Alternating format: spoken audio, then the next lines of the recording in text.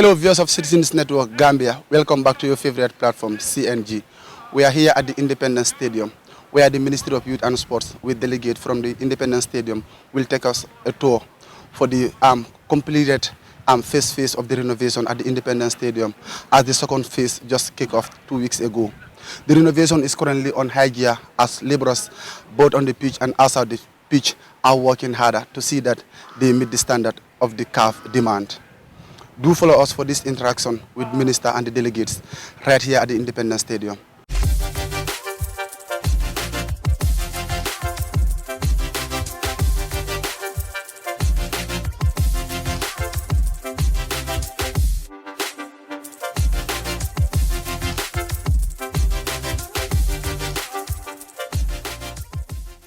This exercise is very, very crucial and very important for every Gambian because this is the only stadium we have. So it is important that when it is undergoing renovation or remodeling, the general public knows what work is going on. You can, when we go around, you will see what is happening around the stadium. So you, the media, you are very, very important here. You help us to show the general public all what is going on around the stadium in terms of renovation. We will surely, like he said, go around with you, and then every corner wherever work has been done or is ongoing, you'll have access to it so that everybody in the Gambia will also see what is happening and know what the Ministry of Youth and Sports is doing in terms of developing sports. And then I know in the future, very soon, we will have to also arrange them and go with them around the country to see other facilities that the ministry is engaging at the moment in terms of developing our sports infrastructure.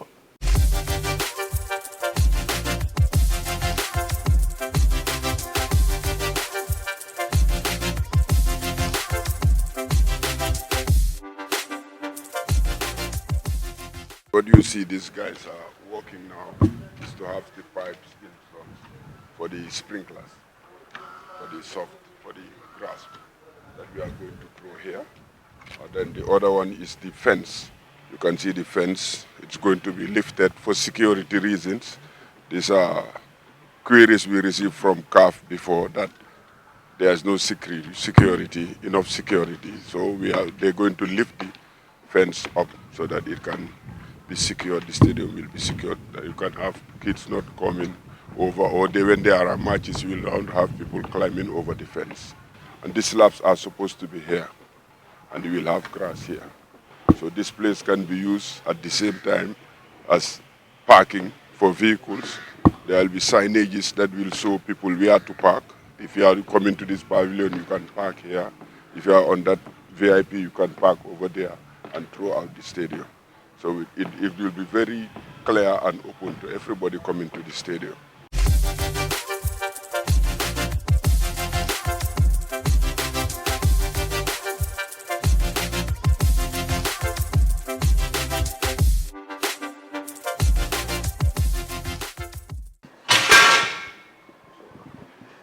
That's the place, and the gates will be removed. There will be no more gates like this. Seal.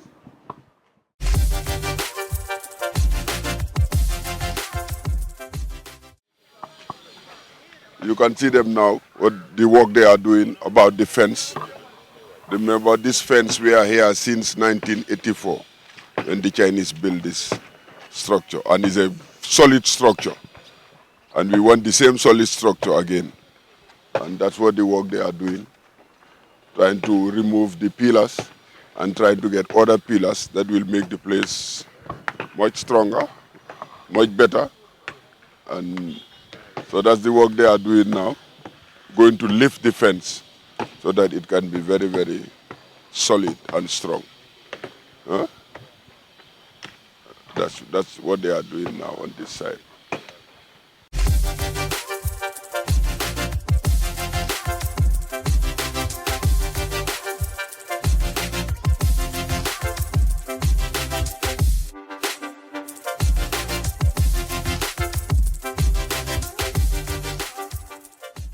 this is relevant. This area is relevant to the media, because this is a new invention that we're going to create the media tribune from here.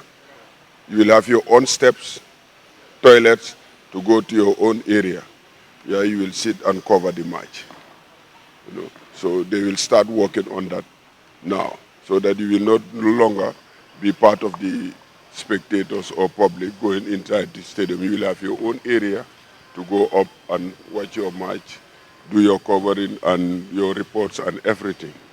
Another invention is the new media center that we're going to create.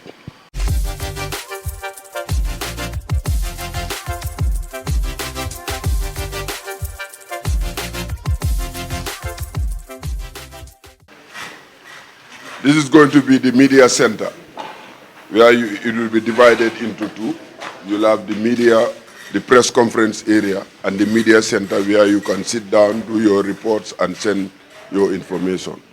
And, you know, this is a requirement by CAF that it must happen. So we have to use this hall for that. That means we have elevated the media more than any other person in the stadium. So, so that's something because of your role in disseminating information. So that's why we have to create this place for the media. So you don't need now to go to the players' tunnel. You just come down, come to the center, and the captain and the coach will come to you for press conferences.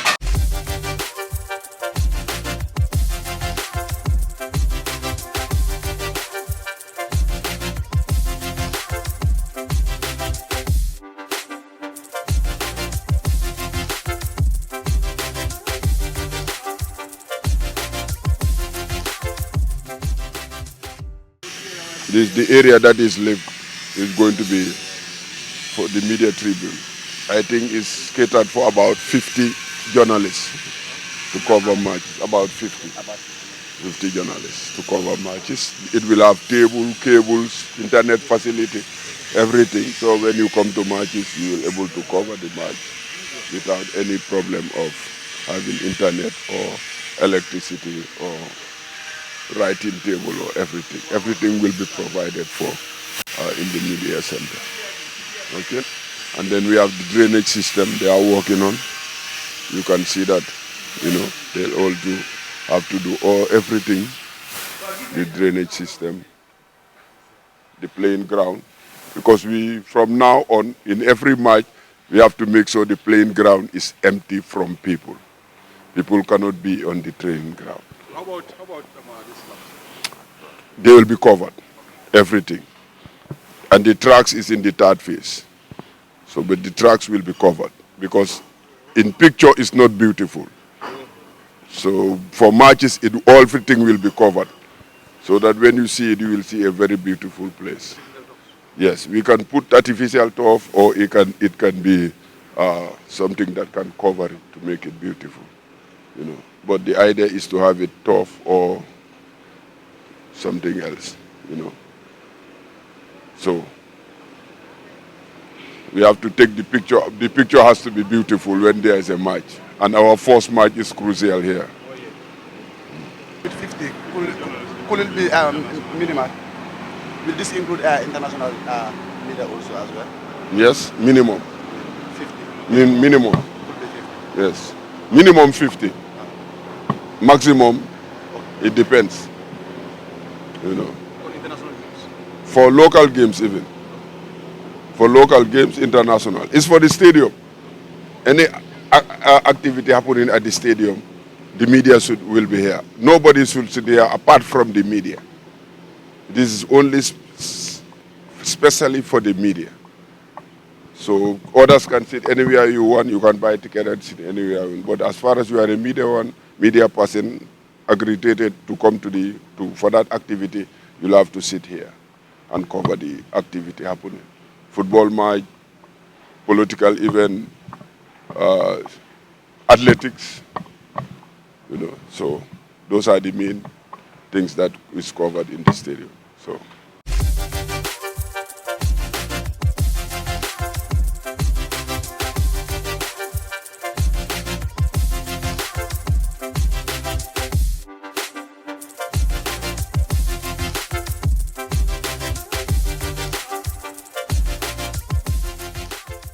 want to thank all of you for coming to this tour, like the general manager and the ED said. We called today because work has started about 2 weeks ago, and we just wanted to have the opportunity to bring the media so that we all go around and everybody can see what is happening for the interest of the public, because I know the Independence Stadium is one place that every Gambian was so much interested in. Even those who were never interested in sports have taken up the discussion of the stadium as a major issue and have, talked about it in multiple times, and yes, and for the right reason, because we know it's the only stadium that we have. Playing outside the country wasn't a desirable condition, but that's what we find ourselves in.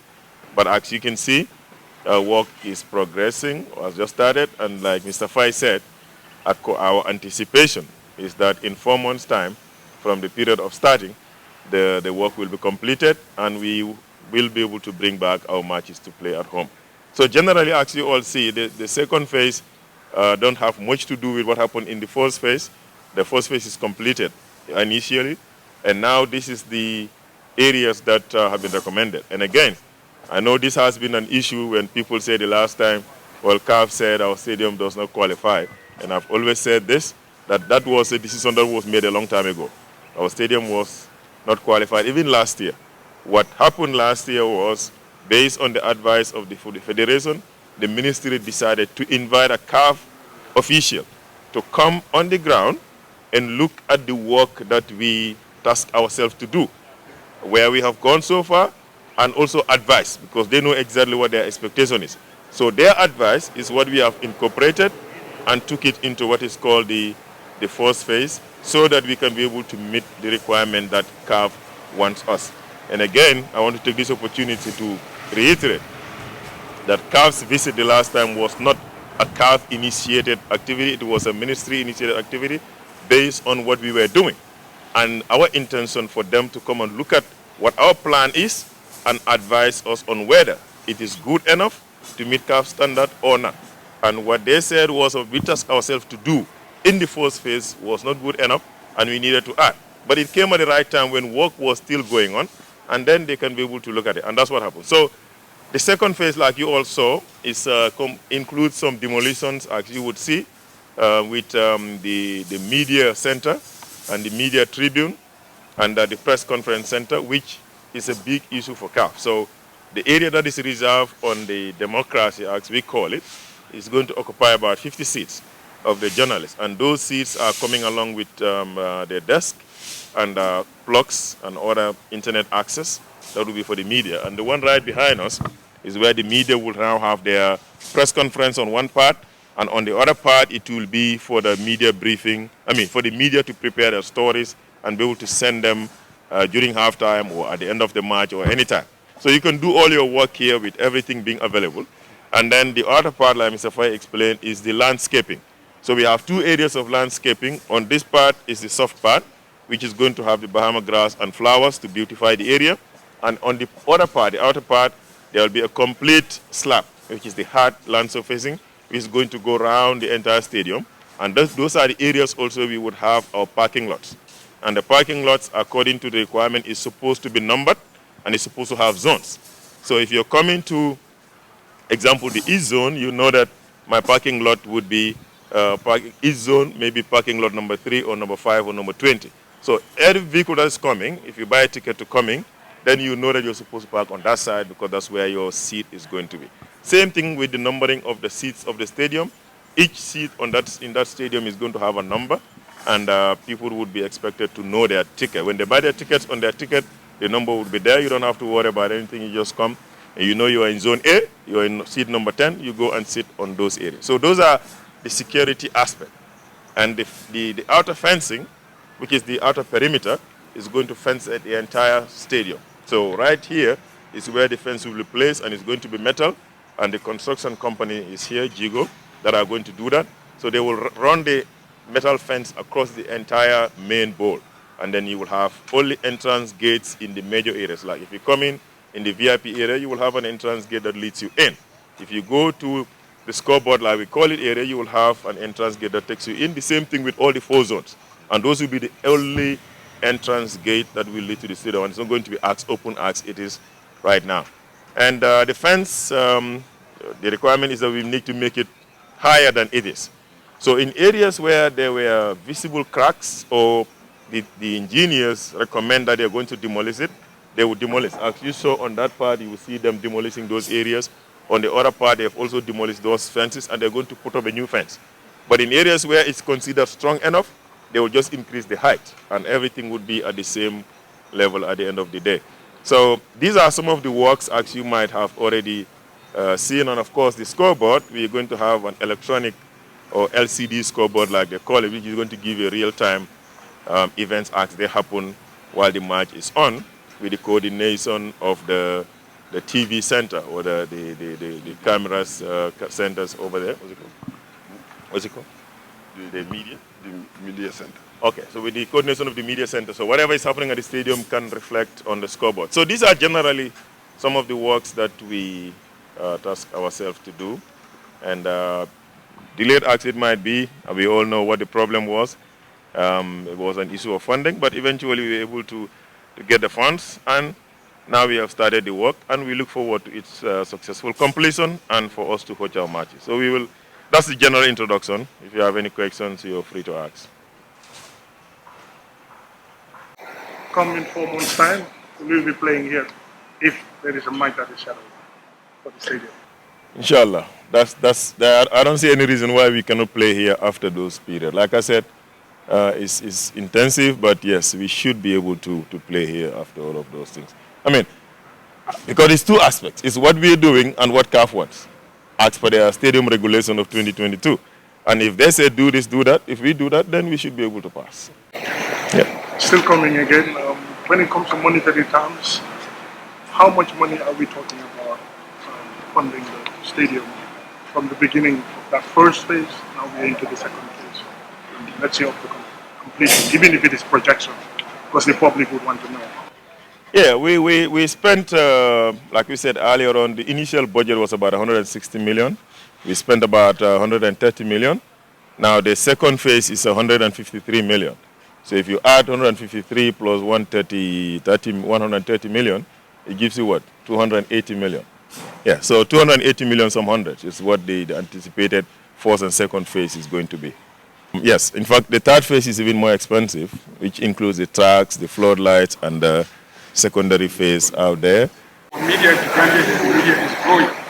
You know, we talk about our league matches, even now with our matches, we have more than 100 journalists covering the league match, especially the schools are playing.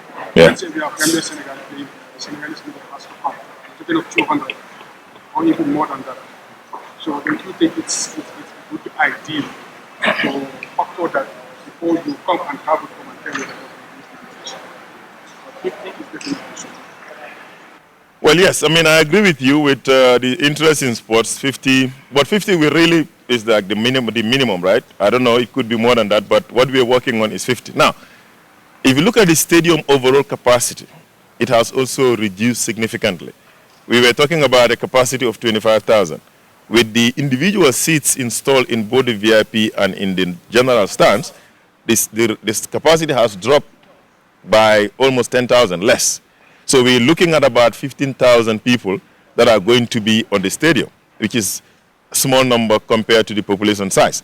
So for that reason, I mean, the journalists will also need to have a smaller capacity because of the fact that the general stadium stands have reduced from what we used to know it to almost half the number. So that's the only reason. But yes, I understand that the numbers are minimal. It will be now probably up to the media now to choose who would be sitting there, because it's only those who probably will be writing stories that would be sitting there. You know, the cameras would be in a normal place, in a different place, I guess, and they normally don't sit. So this is only for those that are going to sit. So essentially, if you have print reporters, one person sitting there, plus the TV, maybe the reporter only, and the cameraman is seated somewhere, it comes back to the same number. But I understand your point, but like I said, we are also limited with capacity, and that's why we are only putting it at 50. But all of this is, again, done with CAF based on the recommendation.